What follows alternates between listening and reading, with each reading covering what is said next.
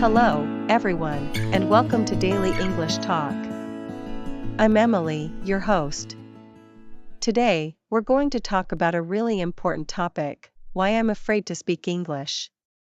Many English learners understand the language but feel too scared to speak. This is often called mute English, where you know what you want to say but can't say it out loud. Here with me is a special guest who has experienced this himself. Thank you for joining us. Could you please introduce yourself?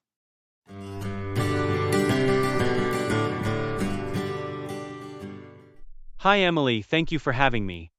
My name is Michael. I'm really happy to be here and share my story. I've been learning English for many years. I can read books and watch movies in English pretty easily. But for a long time, I was afraid to speak English to other people. It's something I struggled with a lot.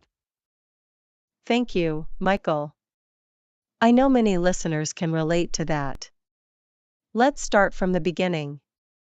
When did you first realize you were afraid to speak English? I think I noticed it in high school. I was good at grammar exercises and I always understood my English teacher's lessons. But whenever I had to speak in class, I just froze. I remember once the teacher asked me a question in English.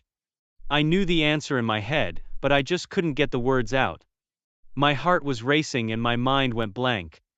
I ended up saying nothing at all, even though I knew the answer. It was so frustrating. I can imagine. You had the knowledge but couldn't express it. That must have been tough. What were you feeling in that moment when you froze? I was really nervous. My face got hot and my hands were shaking. I was afraid of making a mistake or pronouncing something wrong. I thought that if I spoke, maybe I would use the wrong word or my grammar would be incorrect and everyone would laugh at me. I felt almost paralyzed by fear.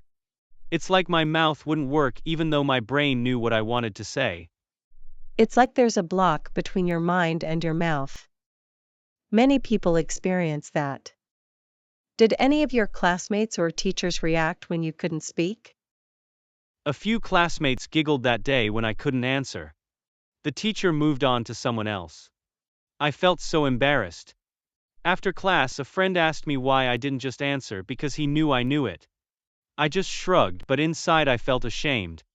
I decided it was safer to keep quiet in the future so I wouldn't risk looking foolish. Oh, I'm sorry you went through that. Being laughed at, even a little, can really hurt your confidence. Aside from fear of mistakes, were there other things that made you afraid to speak? For example, some learners worry about their accent or sounding not native. Did you feel that way too? Yes, definitely. I was very self-conscious about my accent. I come from a place where we speak our local language, and when I speak English, I have an accent.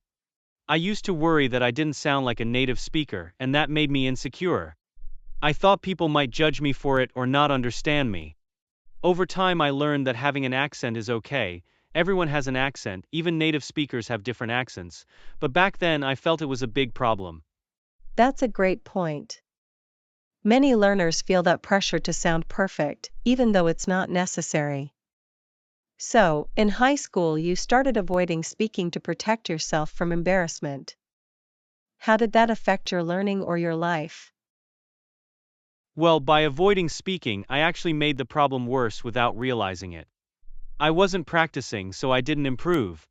Also, I felt isolated. For example, if there were international students or visitors at our school, I avoided talking to them. I missed chances to make new friends because I was scared to have a conversation in English. Later in college and even at work, I would stay quiet in meetings or group discussions. I might have good ideas, but I kept them to myself because I was afraid my English wasn't good enough to share them. That really held me back at times. I remember feeling frustrated and even angry with myself. I would think, I've studied English so long, why can't I just speak? What's wrong with me? Thank you for sharing that, Michael. I think a lot of listeners have asked themselves the same question. But there's nothing wrong with you, this is actually a common situation. In many places, the way English is taught focuses on reading and grammar, not speaking. So we end up with mute English, like you mentioned, you can read and listen, but speaking feels almost impossible because you never got the practice or confidence. Exactly. In my school, we rarely had to speak English. We mostly did writing exercises and multiple choice questions. I got good grades in English, ironically, but when I graduated, I could hardly hold a real conversation. The education system put a lot of emphasis on correct grammar and writing, so I became afraid of any little mistake. I thought speaking had to be 100% correct or it was bad. That mindset made me scared to even try speaking if I wasn't sure it would be perfect. I see. So it was a mix of how you were taught and your own fears of being wrong or judged. How long did you stay in that mute stage, where you wouldn't speak English? I'd say for many years, all through high school and even the beginning of college. I continued to avoid speaking as much as I could. If someone talked to me in English, I would give a very short answer or pretend I didn't hear, or sometimes I'd speak in my native language instead. I became really good at dodging situations that required English speaking. But of course, that didn't solve anything. Right, avoidance can become a habit. Was there a particular moment or reason that made you decide to finally tackle this fear? Yes, there were a couple of things. One big moment was when I was in my second year of college. We had some group projects, and one of them involved giving a presentation in English. I could not avoid that. I remember feeling terrified. I realized if I didn't overcome this fear, I would keep facing problems in school and later when applying for jobs too. Also, I had dreams like maybe studying abroad or working for an international company, and I knew that would require speaking English. I didn't want to lose those opportunities just because I was scared. So I finally told myself, enough is enough. I have to do something about this. I can't be silent forever. That's a courageous realization. A lot of people might just continue avoiding, but you decided to face it. What did you do first? The idea of suddenly giving a presentation must have been daunting. How did you start practicing or preparing to speak? I started with very small steps. At first, I practiced by myself. It sounds a bit funny, but I stood in my room alone and I spoke out loud in English. I would read a paragraph from my textbook out loud to hear myself speaking English. I even stood in front of the mirror sometimes and acted like I was confidently introducing myself in English. It was weird at first, but it made me a little more comfortable hearing my own voice speaking English words. That's a great technique, the mirror technique. It helps you get used to speaking without the immediate fear of someone else listening or judging. How did it feel when you tried that? Did it start to help? It felt awkward initially. I remember I was so shy that I even closed my door and window so no one in my family would hear me talking to myself. But after a few days of doing this, it started to feel more normal. I realized I was training my mouth and brain to work together in English. My tongue was getting used to forming English words without freezing. It did help. I became a bit more confident to speak when I was alone, and that was a start. Wonderful. So after practicing alone, what was the next step?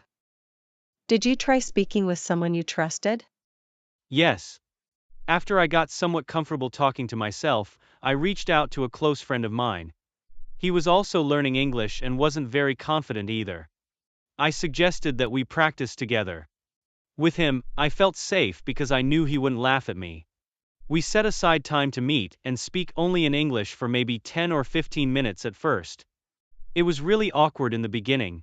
We kept slipping back into our native language, or there would be long silences while we searched for words.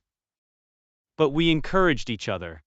For example, if I forgot a word, he'd try to help me find it, and vice versa. We sort of became study partners in speaking. That's fantastic, having a friend to practice with, especially someone who understands what you're going through. It's like having a workout buddy, but for language. Did practicing with your friend make a big difference? It did. I started to feel less embarrassed because I realized I'm not the only one who struggles. My friend had the same difficulty. We even laughed about some mistakes together, which made the whole thing feel less serious and scary. Over a few weeks, those 10 to 15-minute English conversations with my friend became longer and more natural. We would actually chat about our day or about a movie we watched, and it started feeling normal to talk in English. That was a huge breakthrough for me. Hearing that is so encouraging. You normalized speaking English by doing it regularly in a friendly setting. Besides your friend, did you try any other methods to practice speaking? Yes, I tried a few things. One thing I did was join an online language exchange community. I found a forum where people wanted to practice English, and I even did a couple of voice calls with strangers who were also learning. That was scary, talking to a stranger, but I thought, they don't know me personally, so if I embarrass myself, it's okay. It turned out everyone there was very supportive. We took turns talking about simple topics like hobbies or our weather, and it was actually fun. Additionally, I had an English professor in college who noticed I was quiet and encouraged me to speak. I told him I was afraid of mistakes, and he said, "Mistakes are how you learn. Just talk." He would ask me easy questions in class just to get me to say a few sentences. He never criticized my errors in a mean way, only helped correct gently. That positive experience with a teacher also helped me gain confidence. It's amazing how encouragement from others can push us forward. So it sounds like gradual exposure was key for you, first alone, then with a friend, then with more people. During this process, did you still encounter moments where you got stuck or nervous? How did you handle that differently than before? Oh yes, I definitely still had moments of nervousness. The difference was I learned not to give up when that happened. For example, the first time I spoke with a native English speaker online, I was so nervous I stumbled over my words and had long pauses. In the past, that would have made me stop talking entirely. But this time I apologized and kept trying. I even said, "Sorry, I'm a bit nervous. I'm still learning." And you know what? The other person was very understanding. She said, "No problem, take your time." That made me relax a little. So I learned that it's okay to acknowledge that you're not perfect yet, and most people will be kind about it. Another time, I totally blanked on a word while speaking to my friend. I could have panicked, but instead I laughed and described the word in a simple way until I remembered it. We laughed together. I realized that these moments of being stuck are normal and they will happen, even to fluent speakers sometimes, and it's not the end of the world. You can just shrug it off and continue. That's such a healthy attitude. It sounds like you became a lot more forgiving of your own mistakes. Yes, exactly. Earlier, I used to panic and feel so bad if I made a mistake or couldn't remember a word. I'd think, "Oh no, I messed up, they must think I'm stupid." Now I tell myself, "It's okay, keep going." I often remind myself that even native English speakers slip up or pause to find the right word. It's true. We all do it in any language. So why was I expecting myself to be perfect? Changing that mindset was a big step. Instead of focusing on saying it perfectly, I focus on just saying it, communicating my idea, even if it's not in the most elegant way. That's a powerful shift in mindset, communication over perfection. I think that's something all language learners need to embrace. How long would you say it took you from the point you started practicing speaking to the point where you felt much more confident? It's hard to say exactly because confidence kind of builds gradually. But I remember that presentation I mentioned in college, the one I was scared of. By the time it came around, I had been practicing with my friend and online for a couple of months. I was still nervous, but I managed to speak during the presentation. I even answered a question from the professor. That was a big victory for me. My classmates were surprised because I had been so quiet before. After that, I felt a big boost in confidence. So I'd say within a few months of regular practice, I noticed a significant improvement in my speaking confidence. Of course, I kept practicing beyond that, and I'm still learning new things every day. But those first few months were life-changing because I broke through the fear barrier. That's actually quite fast if you think about it, a few months of effort to overcome a fear built up over years. It shows what consistent practice and a positive approach can do. Fast forward to today, you are here, speaking with me in English on this podcast, which is amazing.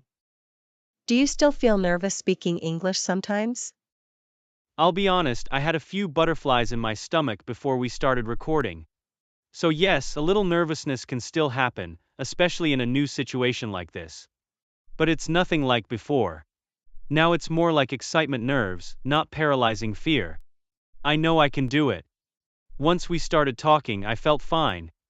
These days, I can speak in English at work, chat with international friends, even talk to strangers when traveling, and I feel comfortable. Sometimes I do make mistakes or have to search for a word, but I don't feel upset or scared about it anymore. I just correct myself or ask for the word and continue. I actually enjoy speaking English now. It's like a whole new world opened up because I'm no longer holding myself back. I'm so happy to hear that. Your journey is really inspiring, from being too afraid to say a word, to actually enjoying conversations in English.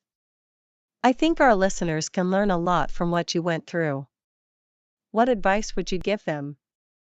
Many people listening might still be in that stage where you were, understanding English but too afraid to speak. What would you like to tell them directly? I would say to them, you are not alone. First, know that it's a common problem and there are many people just like you who feel afraid to speak. There's nothing wrong with you and you can overcome it. Second, start small and be kind to yourself. You don't have to give a big speech in English on day one. Maybe start by talking to yourself in the mirror or reading a short passage out loud each day. It might feel silly, but it really helps build your confidence. Fourth, try to shift your mindset. Mistakes are okay. They are actually good because they help you learn. Every single time you make a mistake and continue on, you become a stronger speaker. Lastly, celebrate progress. If you spoke for 1 minute today and only 30 seconds yesterday, that's progress. If you said one sentence to a stranger, that's great. Give yourself credit. Each little step counts. Don't compare yourself to others who seem fluent. Compare yourself to your past self and see how far you've come, even with small changes. That is wonderful advice. I especially like the part about celebrating the small wins, and not comparing yourself to others. Everyone's journey is different. And you're right, everyone makes mistakes when learning a language. Actually, even when speaking our native language, we mess up sometimes. It's completely normal. Exactly. When I realized that, I stopped feeling so embarrassed. I remember once I saw an American friend struggle to remember a word in Spanish, which was his second language. I didn't think he was stupid at all, I was actually impressed he was learning Spanish. Then it clicked. When I speak English, most people are actually impressed that I'm communicating in a second language, not focusing on the mistakes I make. This thought gave me a lot of confidence to keep speaking. That's a great insight.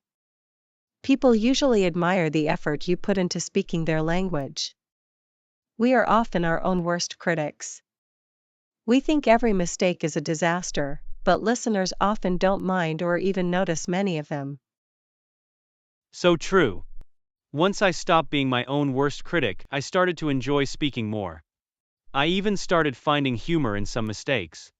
Like if I said something funny by accident, I'd laugh and the other person would laugh, and it actually became a bonding moment instead of something shameful. Turning the fear into something lighter, that helps remove its power over you. Yes. Fear feeds on negativity and harsh judgment. When you introduce positivity and laughter, the fear shrinks.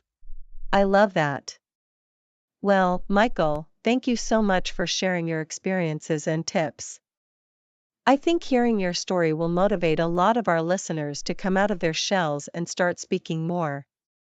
Before we wrap up, do you have any final message for those who are still hesitant to speak English? Just a final encouragement: don't give up on trying. It might take time and you might feel uncomfortable at first, but it gets easier each time. Think of speaking English like learning to ride a bicycle. In the beginning, you might fall or wobble, which is embarrassing, but if you keep practicing, one day you'll be riding smoothly and wonder why you were ever scared. And remember, you've probably done harder things in life than speaking a few sentences in a new language. You can do this. One step, one word at a time. Thank you. That's truly encouraging. I'm sure everyone listening is feeling more confident and ready to face their fear of speaking English.